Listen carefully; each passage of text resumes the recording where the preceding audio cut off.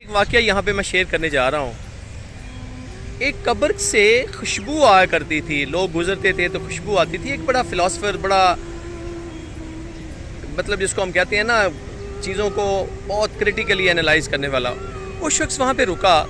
اس کو جب اس قبر سے خوشبو آئی تو اس نے پتہ کیا یہ قبر کس کی ہے، کسی ولی کی ہے، کس امپورٹنٹ شخصیت کی ہے۔ اس نے کہا نہیں یہ خاتون کی قبر ہے۔ وہ پتہ کرتے کرتے نا اس کے خاتون کے گھر چلا گیا۔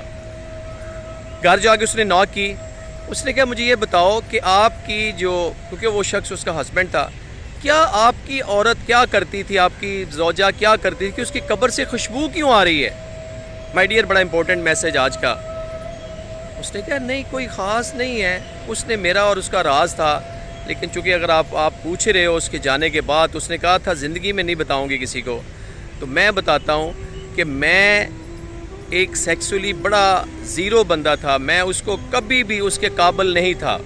بڑے کوڈ ورڈز میں بتا رہا ہوں کہ میں اس کے قابل ہی نہیں تھا، میں اس قابل ہی نہیں تھا کہ میں اس کو مطمئن کر سکتا یا اس کے ساتھ میرا سیکسول ریلیشن ہوتا۔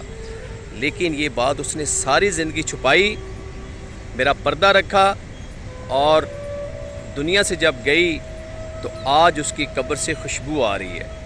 یہ بڑا مشکل کام ہے، میں آپ کو سچی بتاؤں، یہ چند لوگ ہیں، لیکن میں یہ صرف ریکویسٹ کروں گا ینگسٹرز کی کو خدا را اگر اس لیول پہ نہیں جاتے، کہیں نہ کہیں پلس مائنس 50% بھی آپ کو اگر نظر آتا ہے کہ ہسبینڈ میں پرابلم ہے تو ڈسکلوز نہ کیا کریں فرینڈز کو، سہیلیوں کو، یا باہر ایسے فیملیز میں رشتہ داروں میں نہ بتائیں۔